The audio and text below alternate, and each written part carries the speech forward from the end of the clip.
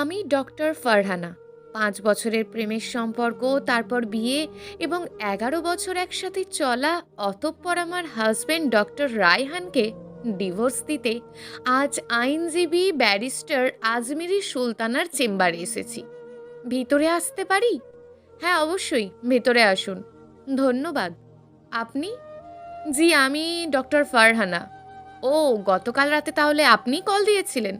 জি। আচ্ছা, বসুন আগে। এবার বলুন, কিভাবে আপনাকে সাহায্য করতে পারি? আমি আমার হাসব্যান্ড ডক্টর রায়হানকে ডিভোর্স দিতে চাই। ওনার বিরুদ্ধে আপনার অভিযোগটা কি? কোনো অভিযোগ ছাড়া কি আমি ডিভোর্স দিতে পারি না? হ্যাঁ, পারেন। আপনি আপনার হাসব্যান্ডকে ডিভোর্স দিতে চাচ্ছেন, ভালো কথা। কিন্তু একজন আইনজীবী হিসাবে আমাকে জানতে হবে কেন এই সিদ্ধান্ত নিয়েছেন। রায়হানের সাথে আমার পক্ষে সংসার করা আর সম্ভব না। ঠিক আছে, আপনি আমার কিছু প্রশ্নের উত্তর দিন। বলুন, কি জানতে চান? আপনার স্বামী কি আপনার সাথে কোনো দুর্ব্যবহার কিংবা আপনাকে মারধর করে? না, আমার স্বামী আমার গায়ে হাত তোলেনি কখনোই। তাহলে কি আপনার শ্বশুরবাড়ির লোকজন আপনাকে কোনো শারীরিক নির্যাতন বা যৌতুকের কোনো বিষয় আছে? না, এমনও কোনো সমস্যা নেই। আপনাদের বিয়ে কি পারিবারিক পছন্দ হয়েছিল? আমরা দুজন দুজনকে ভালোবেসে বিয়ে করেছি। ওনার কি এখন অন্য কোনো মেয়ের সাথে পরকীয়া আছে? না, ও এমন পুরুষ না। তারপরও পুরুষ মানুষের মনের কথা বলা সম্ভব না। কত বছরের সংসার আপনাদের? এই তো আগামী মাসে ৬ বছর পূর্ণ হবে। আপনাদের ছেলে মেয়ে কজন? ছেলেটার বয়স ৫ বছর আর মেয়েটার বয়স ২ বছরও এখনো হয়নি। আশ্চর্য! আপনারা দুজন দুজনকে ভালোবেসে বিয়ে করেছেন, ৬ বছরের সংসারও করেছেন, আবার দুটো সন্তানও আছে। তাহলে এত বছর পর কি এমন ঘটলো যে আপনি আপনার হাজবেন্ডকে ডিভোর্স দিতে চাইছেন? শুনুন তাহলে, এইচএসসি পাশের পর আমি একটা সরকারি মেডিকেল কলেজে চান্স পাই। সেইখানেই রায়হানের সাথে আমার প্রথম পরিচয়। আমরা দুজনেই ব্যাচমেট ছিলাম, দুজনেই খুব ভালো স্টুডেন্ট ছিলাম। আমাদের মাঝে পড়াশোনা নিয়ে সব সময় প্রতিযোগিতা চলতো, কে কার চেয়ে ভালো করবে। তবে বেশিরভাগ সময়ই আমি রায়হানের চেয়ে এগিয়ে থাকতাম। এই নিয়ে ও খুব মন খারাপ করতো। প্রতিযোগিতা করতে করতেই একসময় দুজন দুজনকে ভালোবেসে ফেলি। আমরা দুজনেই তখন পড়াশোনার বিভিন্ন বিষয়ে একে অপরকে সাহায্য করতাম। কলেজ লাইফটা আমাদের হাসি আনন্দে ভালোই কেটে যায়। এমবিবিএস কোর্স শেষে আমরা দুজন দুটি প্রাইভেট হাসপাতালে চাকরি নেই। বেশ কিছুদিন পর আমাদের দুই পরিবারের সম্মতিতে আমরা বিয়েও করি। বেশ ভালোভাবেই আমাদের সংসার জীবন কাটছিল। পরিবারে আমার শ্বশুরবাড়ির লোকজনদের সাথে আমার নিজের পরিবারের মতোই আন্তরিক সম্পর্ক গড়ে ওঠে। আমার শ্বশুর শাশুড়ি আমাকে অনেক স্নেহ করত। আমার কখনোই মনেই হতো না যে আমি শ্বশুর বাড়িতে আছি। ৬ মাস ভালোভাবে পার হলো। আমাকে ও রায়হানকে প্রায় সময় রাতে ডিউটি করতে হতো। আমাদের আলাদা আলাদা সময়ে ডিউটি পড়তো, যার জন্য আমাদের দুজনের একসাথে থাকা খুবই কম হতো। আর এই বিষয় নিয়ে প্রথম কথা বলা শুরু করলো আমার শাশুড়ি। বাড়ির বউ রাতে বাড়ির বাইরে থাকে আর স্বামী একা একা থাকে, এ কেমন জীবন? আরও অনেক কিছুই বলতো তখন। এরপর আস্তে আস্তে রায়হান নিজেও বলতো যে আমাকে ঠিক মতন কাছে পায় না, ওর খুব কষ্ট হয়। তারপরে আমি যতটুকু সম্ভব রায়হানের সাথে ব্যালেন্স করে ডিউটিগুলো করতাম। আরও কিছুদিন পর আমরা বেবি নেওয়ার সিদ্ধান্ত নিলাম। আমি যখন কনসিভ করি তখনও চাকরি করেছি, আর রায়হান তখন চাকরির পাশাপাশি পোস্ট গ্র্যাজুয়েশন কোর্সে ভর্তি হয়ে যায়, আর আমি মা হওয়ার কোর্সে ভর্তি হলাম। তখন রায়হান এত ব্যস্ত হয়ে পড়ল যে আমার সাথে তেমন একটা দেখাই হতো না। আমার প্রেগন্যান্সির পুরো সময়টা আমি একাই লড়াই চালিয়ে গেছি। রায়হান পড়াশোনা এবং হাসপাতালের কাজে ব্যস্ত থাকতো বলে আমি ওর কাছে কোনো অভিযোগ করিনি। আমি ব্যালেন্স করে নিয়েছিলাম। আমার ছেলে হওয়ার পর শ্বশুর শাশুড়ি আমাকে যথেষ্ট পরিমাণে যত্ন আত্তি করেছেন। প্রেগন্যান্সি এবং প্রেগন্যান্সির পর কয়েক মাস আমি চাকরি করিনি। ছেলেটা একটু বড় হলে শ্বশুর শাশুড়ির কাছ থেকে অনুমতি নিয়ে আমি আবারও চাকরিতে যোগ দিই। আমার ছেলের বয়স যখন ১ বছর হলো তখন আমি রায়হানকে বলি যে আমিও পোস্ট গ্র্যাজুয়েশন করব। রায়হান তখন আমাকে সাপোর্ট করলো না, বলল একসাথে বাচ্চা, চাকরি আবার পড়াশোনা করতে পারবে না। ও বলল মায়ের শরীরও বেশি ভালো যাচ্ছে না, সংসারের দিকেও মনোযোগ দিতে হবে। তাছাড়া ছেলেটা ঠিক মতন তোমাকে পাচ্ছে না, আমিও সময় দিতে পারি না। মা এসব নিয়ে আমাকে অনেক কিছুই বলে। আমি ওকে বলি আমি উচ্চতর ডিগ্রি নিতে চাই। রায়হান তখন আমার ওপর রেগে যায়। তাহলে চাকরি ছেড়ে দাও, নয়তো তোমার মায়ের কাছে আরিয়ানকে রেখে যেও। আমার ছেলের নাম আরিয়ান। আমি তাই করলাম। আমার ছেলেকে আমার মায়ের বাসায় রেখে চাকরি কোর্স করতে লাগলাম।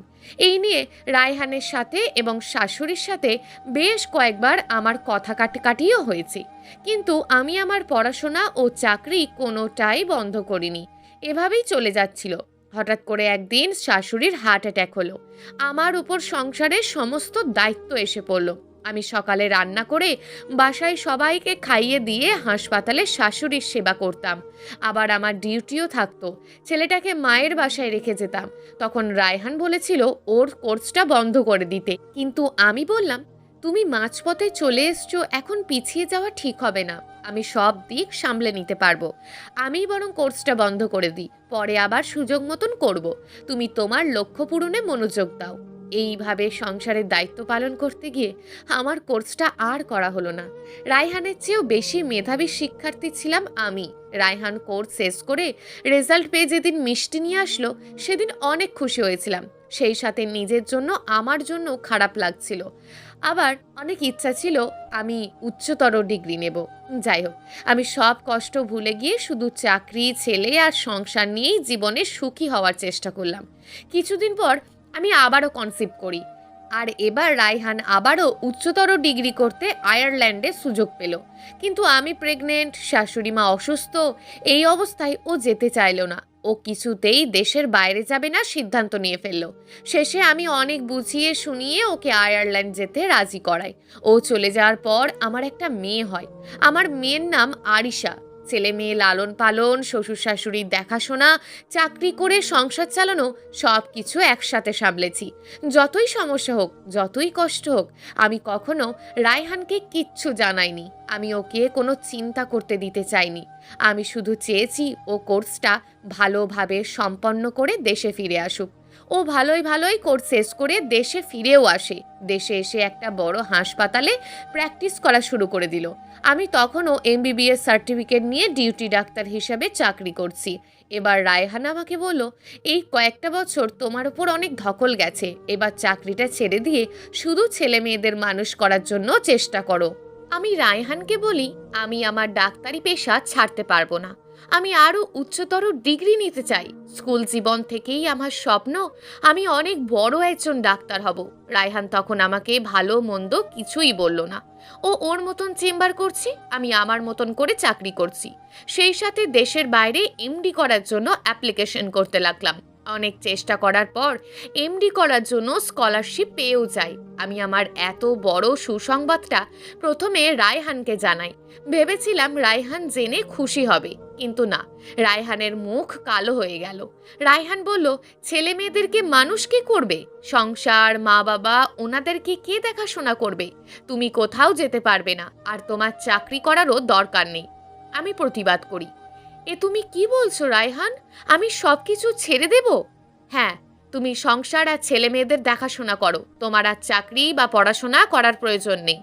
রায়হান, আমি ছোটবেলা থেকে একজন বড় ডাক্তার হওয়ার স্বপ্ন দেখেছি। এই জন্য আমি অনেক পড়াশোনা করতে চাই। তুমি পারবে না। আমি পারবো না?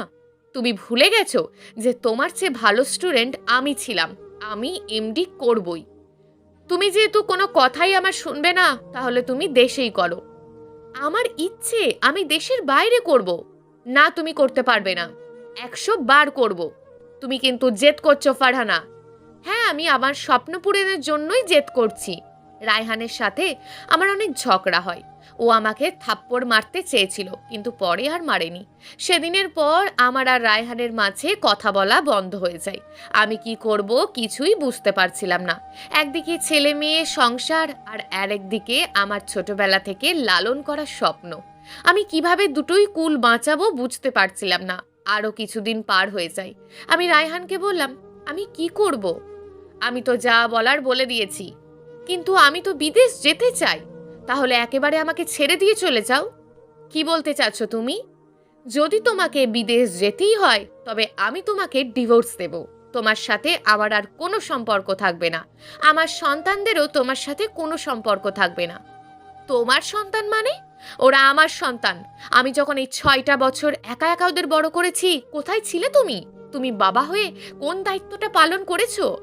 আমি কেন দায়িত্ব পালন করতে পারিনি তা তুমি ভালো করেই জানো। তুমিই আমাকে কোর্স করতে বন্ধ দাওনি, তুমিই আমাকে বিদেশ যেতে বাধ্য করেছো। হ্যাঁ, আমি করেছি। আমি তোমার স্বপ্ন পূরণের জন্য সাহায্য করেছি। আমি নিজের স্বপ্ন বিসর্জন দিয়েছি তোমার জন্য। আমি তোমার পাশে না দাঁড়ালে তুমি আজকে দেশ সেরা একজন ডাক্তার হতে পারতে না। তোমার অবর্তমানে তোমার সন্তানদের, তোমার বাবা মার সবার দায়িত্ব আমি একা পালন করেছি। একজন স্ত্রী হিসাবে, একজন মা হিসাবে এসব দায়িত্ব পালন করা তোমার কর্তব্য। আচ্ছা ঠিক আছে, তোমার কথা মেনে নিলাম, এসব আমার কর্তব্য। কিন্তু তোমার কি কোনো কর্তব্য নেই? আমি তো তোমাকে বলেছি এখন পরিবারের সব দায়িত্ব আমার, আমি সব টাকা পয়সা দেব, তুমি শুধু তাদের দেখাশোনা করো। টাকা দিলেই সব দায়িত্ব শেষ হয়ে যায়? আর আমার স্বপ্ন পূরণের জন্য তুমি সাহায্য না করে উল্টে বাধা দিচ্ছ। দেখো ফারহানা, আমি এসব নিয়ে তোমার সাথে আর কথা বলতে চাই না। তোমার যদি বিদেশ যেতেই হয় তবে সমস্ত সম্পর্ক শেষ করে তবেই যাবে। সব তো শুনলেন, আর এই জন্যই আমি রায়হানকে ডিভোর্স দিতে চাই। আপনি সব কাগজপত্র তৈরি করুন। হুম, বুঝলাম সব কিছু। এবার আপনি শান্ত হন আর আমার কথা মনোযোগ দিয়ে শুনুন। হ্যাঁ, বলুন।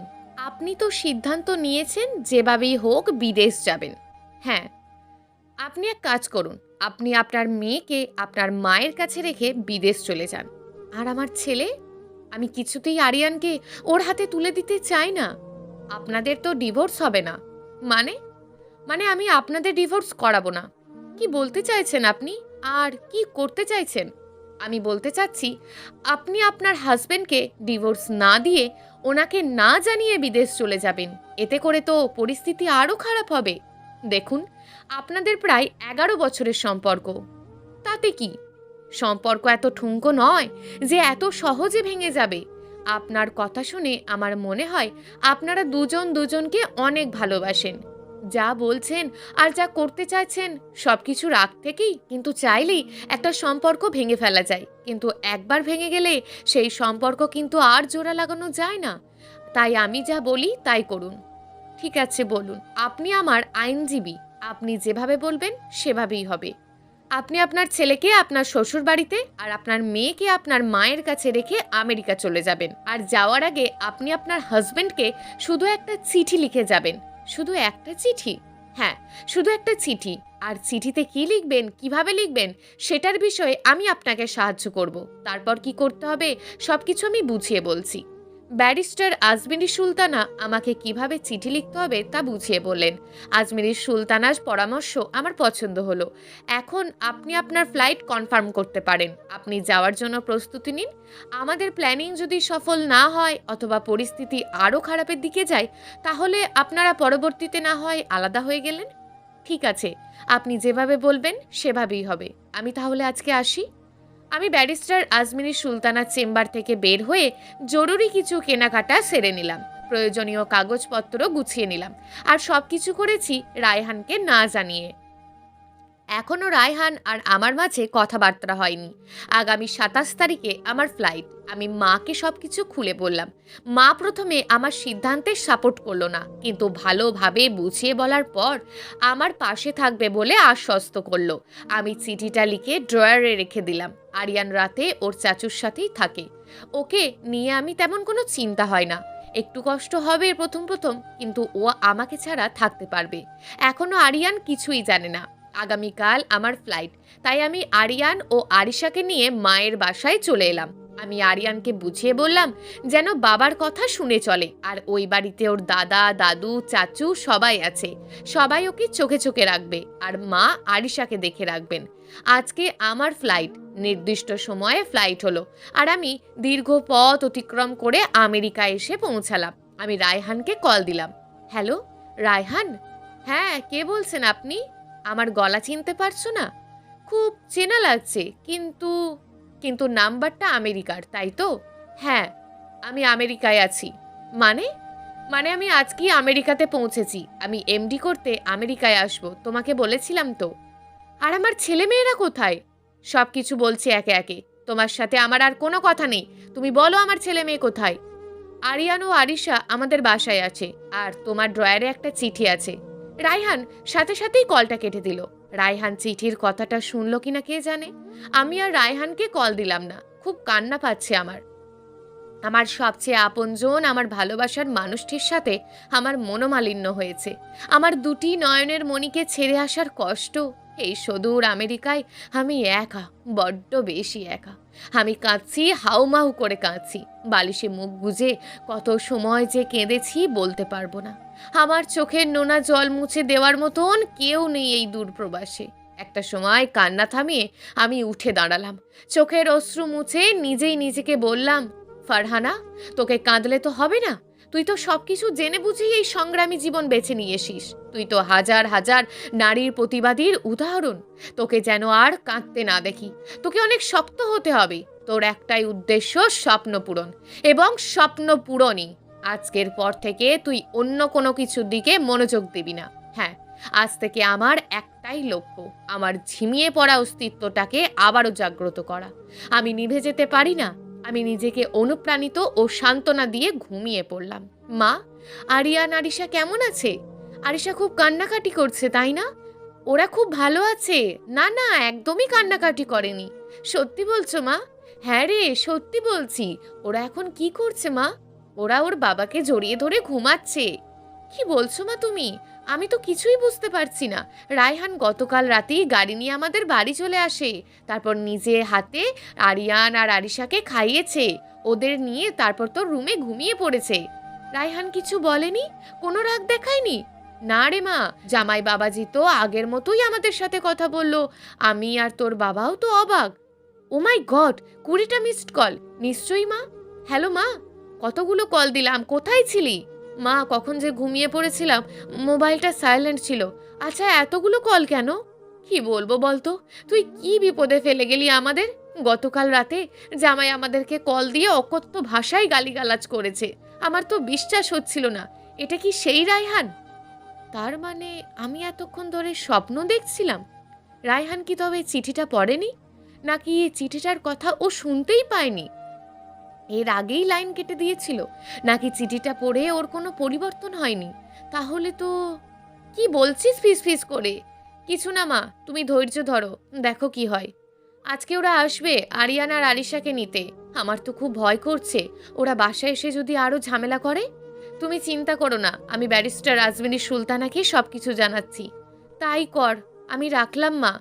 মায়ের কাছ থেকে বিদায় নিয়ে ফারহানা সরাসরি ব্যারিস্টার আজমিনী সুলতানাকে কল দেয়। হ্যালো, সুলতানা আপা। হ্যাঁ, কেমন আছেন ফারহানা? আপা, ভালো না। রায়হান মাকে কল দিয়ে অকথ্য ভাষায় গালিগালাজ করেছে। এত বড় একটা ঘটনা ঘটে গেছে। রায়হান সাহেবের রাগ করাটা তো স্বাভাবিক, তাই না? কিন্তু আপনি তো বলেছিলেন চিঠিটা পড়লে রায়হান সবকিছু ভালোভাবে নেবে। আপনাদের মাঝে যদি সত্যিকার ভালোবাসা থাকে, আর ডক্টর রায়হান যদি সত্যি একজন সুপুরুষ হয়ে থাকেন, তাহলে তো পজিটিভ হওয়ারই কথা। হয়তো ডাক্তার রায়হান চিঠিটা পড়েইনি। তাহলে আমাদের অপেক্ষা করতে হবে। আর রায়হান আজকে আরিয়ান ও আরিশাকে নিয়ে যেতে আমাদের বাসায় যাবে। সেটা আমি দেখছি কি করা যায়। আমি আপনাদের বাসায় যাব। আমি সরাসরি কথা বলবো ডক্টর রায়হানের সাথে। তবে আমি অ্যাডভোকেট সেই পরিচয়টা দেব না। ঠিক আছে আপা, আপনি আমার এখন ভরসা। অনেক ধন্যবাদ আপনাকে। বাবা রায়হান।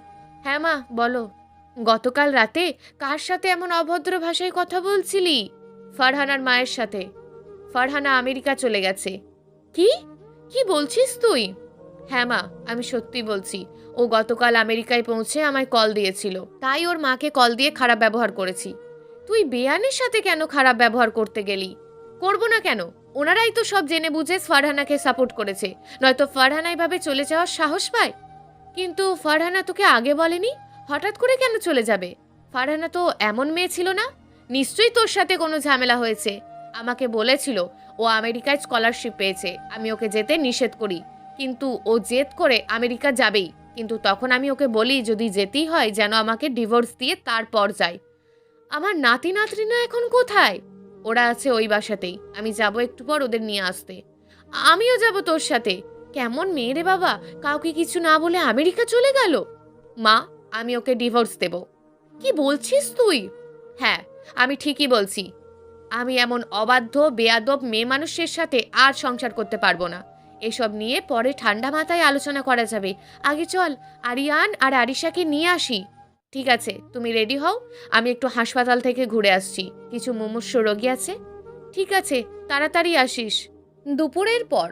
বেয়াই কি বলবো বলুন, কেমন মেয়ে আপনাদের, আর আপনারাই বা কেমন বাবা মা। মেয়ে একা সিদ্ধান্ত নিয়ে কাউকে কিছু না জানিয়ে বিদেশ চলে গেল। আমরা ওর শ্বশুর শাশুড়ি এখনো বেঁচে আছি, আমাদেরকে অন্তত বলতে পারতো। কোন স্বামী স্ত্রীর মধ্যে ঝগড়া হয় না বলতে পারেন, তাই বলে এভাবে বিদেশ চলে যাবে? মা, এসব নিয়ে ওনাদের সাথে আর কোনো কথা বলার দরকার নেই, আমরা যে জন্য এসেছি সেটা বলো। বেআই সাহেব, আমার নাতি নাতনিকে নিয়ে আসুন, আমরা ওদের এখান থেকে নিয়ে যাব। অবশ্যই, আপনারা আপনাদের নাতি নাতনিকে নিয়ে যাবেন, কিন্তু এইমাত্র ওরা ঘুমিয়েছে, ওরা আগে ঘুম থেকে উঠুন, আপনারা বসুন, আমি চা নিয়ে আসি। না, আমরা বসবো না, আপনি ওদের ঘুম থেকে ডেকে তুলুন। রায়হান সাহেব, শান্ত হন, আপনি এমন করলে বাচ্চাদের মনের ওপর খারাপ প্রভাব পড়বে। আপনি কে? আপনাকে তো চিনলাম না। আমি আজমিরি সুলতানা, ফারহানার দুঃসম্পর্কের বড় বোন। আমি তো আপনাদের সাথে কোনো কথা বলতে চাই না, আপনাকে আমার কথা শুনতে হবে। আপনাদের সন্তানদের ভালোর জন্যই আপনাকে বলছি। আমি জানি আপনারা দুজন দুজনকে অনেক ভালোবাসেন, একটা ঘটনা ঘটে গেছে, আপনার রাগ করাটা স্বাভাবিক, তবে এই বিষয়গুলো নিয়ে এমন ব্যবহার করবেন না যাতে এই ছোট্ট বাচ্চাদের মনের ওপর কোনো নেগেটিভ প্রভাব পড়ে। বাবা হিসাবে এই মুহূর্তে আপনাকে ধৈর্য ধরতে হবে। আপনি কি বলতে চাইছেন? আমি বলতে চাইছি, ওদের এখন ডেকে কাঁচা ঘুম ভাঙানোর দরকার নেই, আর ওদের জোর করে নেওয়ারও দরকার নেই। আমি তো আমার ছেলে মেয়েদের কিছুতেই এখানে রাখবো না। আমি তো বলিনি আপনি ওদের এখান থেকে নিয়ে যেতে পারবেন না। আমি শুধু বলেছি ওরা ঘুম থেকে উঠলে স্বেচ্ছায় যেতে চাইলে নিয়ে যাবেন, জোর জবরদস্তি করলে ওরা ভয় পেয়ে যাবে। আজ যেতে না চাইলে দুদিন পর নিয়ে যাবেন, কেউ আপনাকে কোনো বাধা দেবে না। রায়হান, উনি বোধহয় ঠিকই বলছেন, যা হওয়ার তা তো হয়েই গেছে, কিন্তু তার প্রভাব যেন আমার নাতি নাতনিদের মনের ওপর না পড়ে। ঠিক আছে মা, তুমি যা বলবে তাই হবে। হ্যালো মা, বলো। রায়হান ওর মা এসেছিল, আরিয়ান ওদের সাথে চলে গেছে। আর আরিশা? ও যেতে চায়নি, তাই ওরা আরিশাকে রেখে গেছে, পরে এসে নিয়ে যাবে। ওরা কোনো খারাপ ব্যবহার করেছে তোমাদের সাথে? না, কোনো খারাপ ব্যবহার করেনি, তবে তোর শাশুড়ি অনেক কথা বলেছে। কি বলেছেন? এই যে তুই কাউকে না জানিয়ে চলে গেলি, এটা ঠিক হয়নি, এই জন্য আমাদের দায়ী করলো। আমার তো এখন মনে হচ্ছে তোর কথা শুনে হয়তো ভুল করেছি। তুমি এ কথা বলছো মা?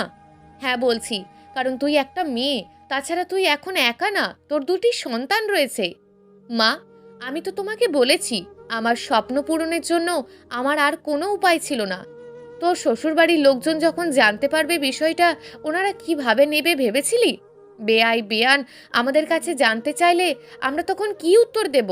আমাদের তো মাথা নিচু করে চুপচাপ সব অপমান সহ্য করতে হবে। এই বিষয়গুলো তোর আগে ভাবা উচিত ছিল। বেআইন বারবার বলছেন তোদের স্বামী স্ত্রীর মধ্যে ঝগড়া বিবাদ যাই হয়ে থাকুক, শ্বশুর শাশুড়িকে অন্তত একবার জানানো উচিত ছিল। মা, এটা আমার ছোট্ট একটা ভুল হয়ে গেছে, আর জানালেও রায়হান ওনাদের কথা শুনতো না। রায়হান কলেজ থাকতেই আমার পড়াশোনার বিষয়ে জেলাস ফিল করতো। যাই হোক, তোর শ্বশুরবাড়ির লোকজনদের না জানিয়ে তুই এটা মস্ত বড় ভুল করেছিস। আর আমারও কেন জানি তোর স্বপ্ন পূরণের কথা শোনার পর এইসব বিষয়ে মাথা থেকে চলে গিয়েছিল। মা, একজন মেয়ের বিয়ের পর তার স্বামী হলো প্রধান অভিভাবক, বিপদ আপদের ঢাল। স্বামী যদি তার স্ত্রীর পাশে না থাকে, তাহলে একজন স্ত্রী খুব অসহায় হয়ে পড়ে। তখন নিজের অস্তিত্ব রক্ষার্থে কঠিন হওয়া ছাড়া আর কিছুই করার থাকে না। আমার দেওয়ালে পিঠ আটকে গিয়েছিল, আমি নিজেকে হারিয়ে ফেলেছিলাম। আর তুমি নিজেই তো বলেছিলে যে ফারহানা, আমাকে বিয়ের পর শ্বশুরবাড়ি থেকে অনুমতি না দেওয়ায় পড়াশোনা করতে পারিনি, কিন্তু তুই কখনো তোর পড়াশোনা ছেড়ে দিবি না। হ্যাঁ বলেছিলাম, কিন্তু মা, তুমি আমার ওপর ভরসা রাখো, সব ঠিক হয়ে যাবে। দেখবে আমি যেদিন বড় ডাক্তার হব, অনেক নাম করব, সেদিন তোমার গর্বে বুকটা ভরে যাবে। মা রে, সব কিছুর পরেও মেয়েদের স্বামী ছাড়া জীবন পূর্ণতা পায় না। মানুষজন অনেক কথা বলবে। মা, আমি রায়হানকে অনেক ভালোবাসি, রায়হানও আমাকে অনেক ভালোবাসে। আমি জানি ও আমাকে ছাড়া ভালো থাকতে পারবে না। আমার বিশ্বাস ও চিঠিটা পড়লে সব কিছু ঠিক হয়ে যাবে। যদি ঠিক না হয়ে যায়, তবে আমি বুঝবো আমি ভুল মানুষকে ভালোবেসেছিলাম, আর একজন ভুল মানুষের জন্য তখন আমার আর কোনো খারাপ লাগা কাজ করবে না। ও এখনো হয়তো চিঠিটা পড়েনি। কিসের চিঠির কথা বলছিস? আমি ওর জন্য একটা চিঠি লিখে রেখে এসেছি। মানুষ হয়তো রাগ করে কথা শুনতে চায় না, কিন্তু লুকিয়ে হলেও চিঠিটা পড়ে। আমার ওপর একটু বিশ্বাস রাখো মা, আর আমাকে মানসিকভাবে একটু সাপোর্ট দাও। আমি নিজেকে ঠিক প্রমাণ করব, আর রায়হানও ঠিক বুঝতে পারবে ওর ভুলটা কোথায়। আর আমি আমার শ্বশুর শাশুড়িকে কল দিয়ে ক্ষমা চেয়ে নেব। আমি বড় ডাক্তার হলে আমার শ্বশুরবাড়ির লোকজন দেখবে আমাকে নিয়ে কত গর্ব করবে। উনি তো আমার বিয়ের পর সবার কাছে বলতো, কপাল গুনে এমন বৌমা পেয়েছি, কলেজের সেরা স্টুডেন্ট, চাকরির পাশাপাশি আমার কত সেবা যত্ন করে, সংসারের সব কাজ একে হাতে সামলায়, আরও কত কি। কি জানি তোর কপালে কি আছে। আমি এখন রাখছি, কয়েকদিন পর। বাবা রায়হান, তুই তাড়াতাড়ি বাসায় আয়। কেন, কি হয়েছে? আরিয়ানের হাত কেটে গেছে। কিভাবে? আমি দেখিনি, ও কোথা থেকে যেন একটা ব্লেড আর একটা কাগজ দিয়ে খেলছিল। ও মাই গড, আমি তো সেভ করে ব্লেডটা ফেলতে ভুলে গেছিলাম। আমি এখনই আসছি। আরও কিছুদিন পর। মা, কিসের শব্দ হলো? আরিয়ান বল মেরে অ্যাকিউরিয়াম ভেঙে ফেলেছে। বেয়াদব ছেলে একটা, থাপ্পড় মেরে দাঁত ফেলে দেব। অনেক দুষ্টুমি করো তুমি। আরিয়ান কাঁদছে। আম্মু কখনো আমাকে মারেনি। আমি আম্মুর কাছে যাব। দাদু, আমাকে আম্মুর কাছে নিয়ে যাও। রাতের বেলা খাবার টেবিলে রায়হান, আরিয়ানের স্কুল থেকে অভিযোগ এসেছে। কিসের অভিযোগ? আরিয়ান ঠিক মতন পড়াশোনা করছে না, ওর কোনো হোমওয়ার্ক হচ্ছে না। আমি কালই ওর জন্য টিচারের ব্যবস্থা করব। আর একটা কথা বলার ছিল। বলো। আরিশাকে নিয়ে আসবি না? কিভাবে আনবো মা? সবাই মিলে তো আরিয়ানকেই সামলাতে পারছি না। থাক, ওর নানুর কাছেই থাক। অনেক দিন হয়ে গেল আরিয়ানকে নিয়ে গেল ওর বাবা। এর মধ্যে অনেকবার আমি রায়হানকে কল দিলাম, কিন্তু ও কল তোলেনি। আরিয়ান কেমন আছে আমি জানি না। আমি প্রতিদিনই মাকে কল দিই। রায়হান আরিশাকে নিতে আর আসেনি আমাদের বাসায়। আরিশা মায়ের কাছে ভালোই আছে। বাবা রায়হান, এত রাতে কল দিয়েছেন কেন? আরিশার খুব জ্বর, কয়েকবার বমি করেছে, শরীর কেমন নীল হয়ে গেছে। তুমি একটু তাড়াতাড়ি আসবে? আমার মনে হয় ওকে এখনই হসপিটালে নিয়ে যাওয়া দরকার। আপনার মেয়েকে জানান, আমাকে বলছেন কেন? বাবা, এখন রাগ করার সময় নয়। তুমি দয়া করে তাড়াতাড়ি গাড়ি নিয়ে আসো। আমি এখনই আসছি, আপনারা রেডি হন। ডক্টর রায়হান, আপনার মেয়ের অবস্থা বেশি ভালো না। এখনই আইসিইউতে শিফট করতে হবে। ওর খুব শ্বাসকষ্ট হচ্ছে, লাইফ সাপোর্টে দিতে হবে। যা করতে হবে তাড়াতাড়ি করুন। যেভাবেই হোক আমার মেয়েকে বাঁচান। আমাদের হাসপাতালে পেডিয়াট্রিক আইসিইউ তো নেই।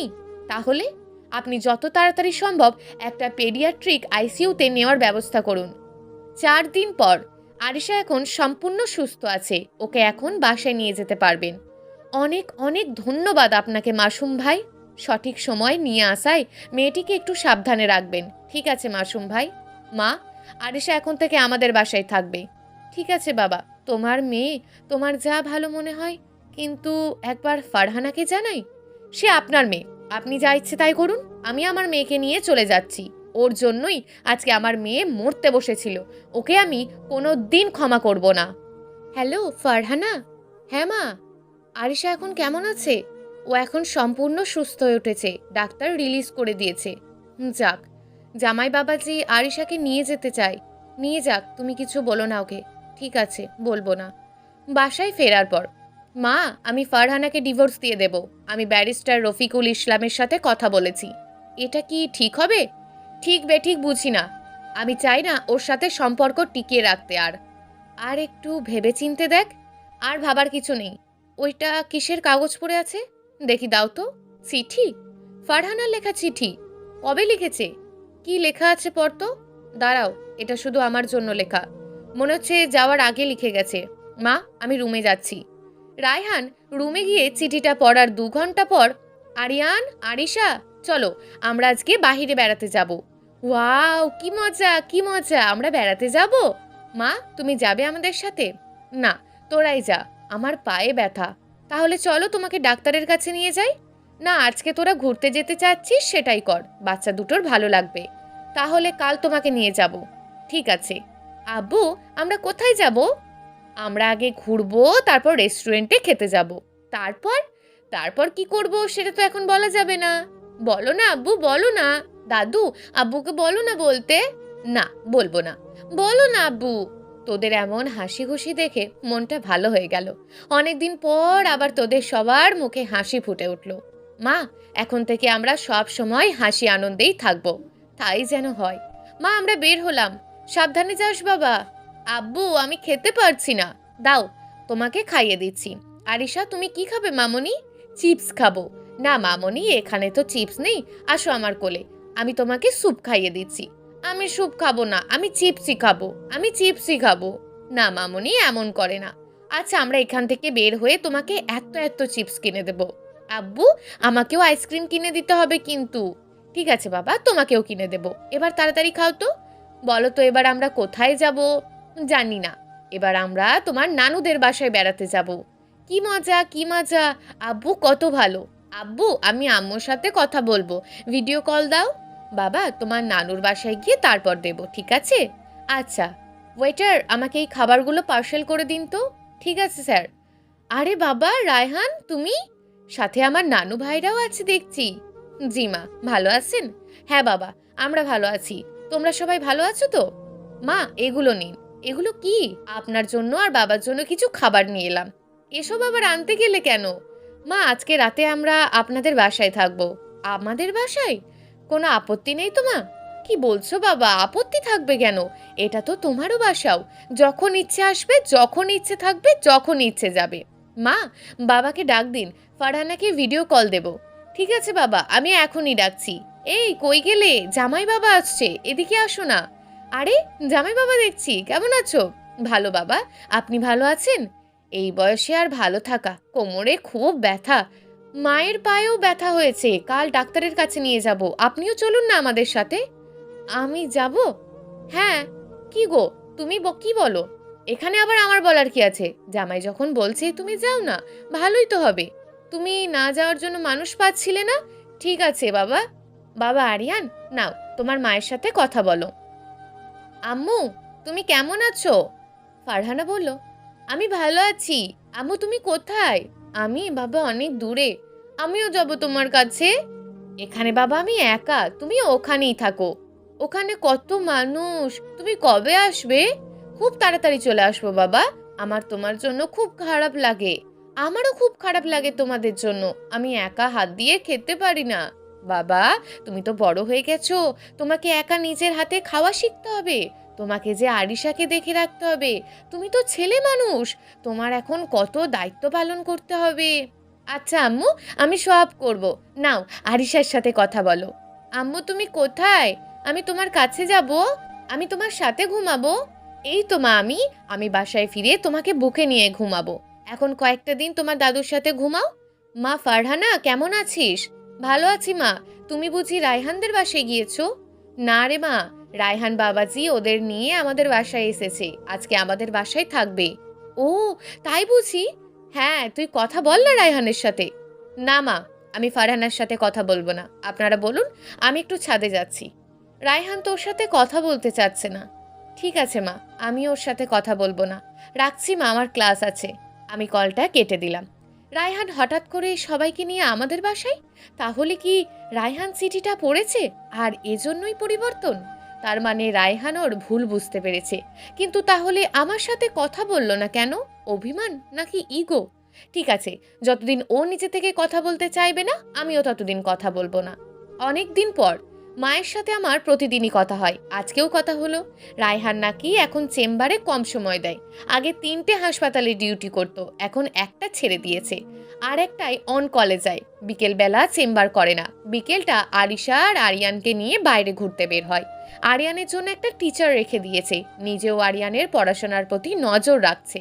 আরিয়ান ও আরিশা আমাদের এবং রায়হানদের বাসায় 2 জায়গাতেই থাকে, আর রাত 12টার আগেই চেম্বার বন্ধ করে বাসায় চলে আসে। প্রতিদিন নির্দিষ্ট সংখ্যক রোগী দেখে। আরিয়ান ও আরিশা যেই বাসায় থাকুক না কেন, রায়হান সেখানেই রাতে ফিরে ওদের বুকে নিয়ে ঘুমায়। কখনো কখনো সময় পেলে নিজের হাতে খাইয়ে দেয়। আমার মা বাবার দিকেও খোঁজ খবর রাখে, বাবা মাকে নিয়মিত ডাক্তার দেখাতে নিয়ে যায়। বাবার কোমর ব্যথা এখন নেই বললেই চলে, শ্বশুর শাশুড়ি আমাকে ক্ষমা করে দিয়েছেন। বাড়ির লোকজনদের আমার ওপর আর কোনো রাগ নেই। রায়হান ওদের নাকি সব কিছু বুঝিয়ে বলেছে। সবার সাথে আমার নিয়মিত ভিডিও কলে কথা হয়, তবে রায়হান আমার সাথে কথা বলে না। আমি খুব ভালোভাবেই পড়াশোনা করতে লাগলাম। রায়হান তার সব দায়িত্বগুলো সঠিকভাবে পালন করছে। সব দিকে তার সমান নজর থাকে, সবাইকে ভালো রাখার জন্য সর্বোচ্চ চেষ্টা করছে। রায়হানের এমন পরিবর্তনে সবাই অবাক। আমি অনেক খুশি ওর পরিবর্তনে। সব কিছু স্বাভাবিকভাবেই চলে যাচ্ছে। আমাদের জীবনে আর কোনো সমস্যা নেই। আমিও পড়াশোনা ছাড়া অন্য কোনো কিছু নিয়ে ভাবি না। 3 বছর পর আমার এমডি কোর্স সম্পন্ন হলো। আমি অনেক ভালো রেজাল্ট করলাম। আমেরিকায় অনেক হসপিটাল থেকে আমাকে জব অফার করা হলো, কিন্তু আমি আমেরিকায় থাকতে রাজি ছিলাম না। আমি আমার নিজের দেশে ফিরে যাওয়ার সিদ্ধান্ত নিলাম। আমি আমার নিজের দেশের মানুষের সেবা করব। তাছাড়া আমি ওদের ছেড়ে আর এক মুহূর্ত আমেরিকায় থাকতে চাই না। আজকে আমার ফ্লাইট। বাসায় কল দিয়ে বলেছি আমি দেশে ফিরছি। মা বলল শরীরটা ভালো না। আর রায়হান তো 3 বছর পেরিয়ে গেলেও আমার সাথে একবারও কথা বলেনি। ও এত পাষাণ কিভাবে হয়ে গেল ভাবতেও আমার অবাক লাগছে। এয়ারপোর্টে হয়তো বা আমার জন্য কেউ দাঁড়িয়ে থাকবে না। নির্দিষ্ট সময়ে দেশের মাটিতে প্লেন ল্যান্ড করলো। আমার মনটা কেমন শীতল হয়ে উঠল, যেন মায়ের বুকে জড়িয়ে আছি। এ এক অন্যরকম অনুভূতি, আমি বলে বোঝাতে পারবো না।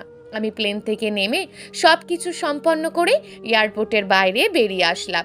আমার 2 চোখ আপন মানুষদের খুঁজে ফিরছে, কিন্তু কাউকেই খুঁজে পাচ্ছি না। এক বুক কষ্ট নিয়ে আমি লাগেজ নিয়ে বের হচ্ছি। হঠাৎ আরিয়ান আর আরিশা আম্মু বলে চিৎকার করে উঠল। আমি লাগেজ ফেলে দিয়ে ছুটে গিয়ে ওদের জড়িয়ে ধরে সমানই চুমু খাচ্ছি। আমার চোখ জুড়ে অশ্রুর বন্যা। তাকিয়ে দেখি সবাই এসেছে আমাকে রিসিভ করতে। রায়হানের হাতে ফুলের তোড়া। আমার পাগুলো যেন অসাড় হয়ে গেছে। আমি এগোতে পারছি না। রায়হান নিজেই আমার দিকে এগিয়ে এলো, আমার সামনে এসে দাঁড়ালো।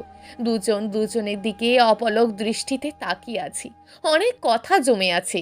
রায়হানও কিছু বলছে না। পুরুষ মানুষ শব্দ করে কাঁদতে পারে না। রায়হানের চোখের অশ্রু টলমল করছে। রায়হান আমাকে জড়িয়ে ধরলো।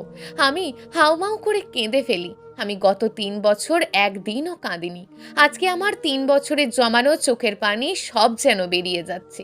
আমি কিছুতেই নিজেকে কন্ট্রোল করতে পারছি না।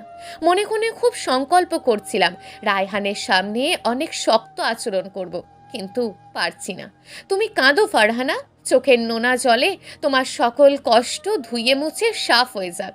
তুমি অনেক নিষ্ঠুর, অনেক পাষাণ। তুমি এই 3 বছর আমার সাথে কেন কথা বলনি? আমাকে শাস্তি দেওয়ার জন্য? না, আমি নিজেকে শাস্তি দেওয়ার জন্য তোমার সাথে এতদিন কথা বলিনি। তুমি স্ত্রী হয়ে আমার ক্যারিয়ার গোছানোর জন্য সর্বোচ্চ স্যাক্রিফাইস করেছো, আর আমি স্বামী হয়ে তোমার স্বপ্ন পূরণের বাধা হয়ে দাঁড়িয়েছিলাম।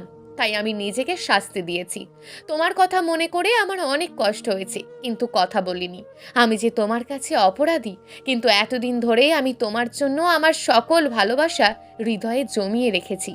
আমি তোমাকে আর কখনো কষ্ট পেতে দেব না। তোমার চোখে আর এক ফোঁটার অশ্রুর কারণ হব না। তুমি আমার চিঠি পেয়েছিলে? হ্যাঁ, আমি তোমার চিঠি পেয়েছিলাম। তবু আমাকে কথাগুলো সামনাসামনি আরো আগে বলনি কেন? আমি সামনাসামনি বললে তুমি কথাগুলো কিছুতেই শুনতে না। খুব অভিমান হয়েছিল আমার ওপর, তাই না? চিঠিটা পড়ে খুব অভিমান হয়েছিল। হ্যাঁ, তা তো হবেই। আমি না হয় ভুলে গিয়েছিলাম, ক্যারিয়ারের পিছনে ছুটতে গিয়ে ভুলে গিয়েছিলাম তোমার প্রতি, সন্তানের প্রতি, মা বাবার প্রতি দায়িত্বের কথা। কিন্তু তুমি তো আমার অর্ধাঙ্গিনী হয়ে বুঝিয়ে দিতে পারতে। আমারও তোমার প্রতি ক্ষোভ অভিমান হয়েছিল এই জন্যই যে কেন তুমি আমাকে বুঝতে পারো না। আমি আর কোনোদিন আমার ওপর তোমাকে অভিযোগ আনতে দেব না। আমি একজন আদর্শ স্বামী হয়ে উঠব। তুমি আমাকে ক্ষমা করে দাও। তোমার প্রতি আমার কোনো অভিযোগ অনুযোগ নেই। আমি শুধু চেয়েছি একজন স্বামী হিসাবে আমাকে বুঝতে পারো তুমি। আমাকে আমার স্বপ্ন পূরণের জন্য সাপোর্ট করো। সব সময় আমার পাশে ছায়া হয়ে থাকো। আজ থেকে আমি সব সময় তোমার ছায়া সঙ্গী হিসাবে থাকবো। আমরা দুজন মিলে সব কিছু ম্যানেজ করে চলবো। তোমার মতন স্বামী পেয়ে আজকে আমি নিজেকে অনেক ভাগ্যবতী মনে করছি। তুমি একজন আদর্শ স্ত্রী। ঘরে ঘরে যেন তোমার মতন স্ত্রী থাকে। আর তুমি একজন আদর্শ স্বামী। তোমার মতন স্বামী যেন প্রতিটা মেয়ের ভাগ্যে জোটে। তুমি একজন দায়িত্ববান ও আদর্শ পুরুষ হয়ে দেখিয়েছো। পুরুষ মানুষ সবসময় নিষ্ঠুর পাষাণ হয় না। এই তোদের মান অভিমানের পালা শেষ হলো? আর কতক্ষণ চলবে এভাবে? আমরা কি দাঁড়িয়েই থাকবো নাকি এখানে? চলো রায়হান, সবাই কি ভাবছে? আমি রায়হানের কাঁধে মাথা রেখে গাড়িতে বসেছি। আমি কখনো রায়হানকে বলবো না যে ওকে ডিভোর্স দেওয়ার জন্য অ্যাডভোকেট আজমিনী সুলতানার কাছে গিয়েছিলাম। আজমিনী সুলতানা আমার বড় বোন হিসাবেই থেকে যাবেন। আমি যদি রাগের মাথায় এই ভুল সিদ্ধান্ত নিয়ে ফেলতাম, তাহলে আজকে আমার জীবনে এই সুখের দিন আসতো না। আমাদের সকলের উচিত যে কোনো পরিস্থিতিতে ধৈর্য ধারণ করা এবং রাগের মাথায় কোনো সিদ্ধান্ত গ্রহণ না করা। পরিস্থিতি যতই খারাপ হোক, একটু ধৈর্য ধরে পরিস্থিতির মোকাবিলা করতে হবে। ভুল ত্রুটিগুলো নিজেদের মধ্যে আলোচনা করতে হবে। যদি সমস্যার সমাধান হয়ে যায় তাহলে তো ভালোই, না হলে পরে না হয় ডিভোর্সের মতন সিদ্ধান্ত নেওয়া যাবে। একটা সম্পর্ক গড়ে তোলা অনেক কঠিন আর ভেঙে ফেলা অনেক সহজ, কিন্তু একবার সম্পর্ক ভেঙে গেলে সেই সম্পর্ক আবার নতুন করে গড়ে তোলা অসম্ভব। আর এই ভাঙা গড়ার মাঝে নিষ্পেষিত হয় ছোট্ট অবুঝ বাচ্চারা। আমি আমার আরিয়ান ও আরিশাকে বুকে জড়িয়ে নিলাম। প্রিয় দর্শক, এই গল্পটা আপনাদের কেমন লাগলো তা অবশ্যই একটি কমেন্ট করবেন। আর যদি গল্পটা আপনাদের ভালো লেগে থাকে তাহলে ভিডিওটিতে একটি লাইক করে দেবেন এবং এই ধরনের ভিন্ন স্বাদের গল্প শোনার জন্য চ্যানেলটিকে অবশ্যই সাবস্ক্রাইব করে আমাদের সঙ্গে যুক্ত থাকুন।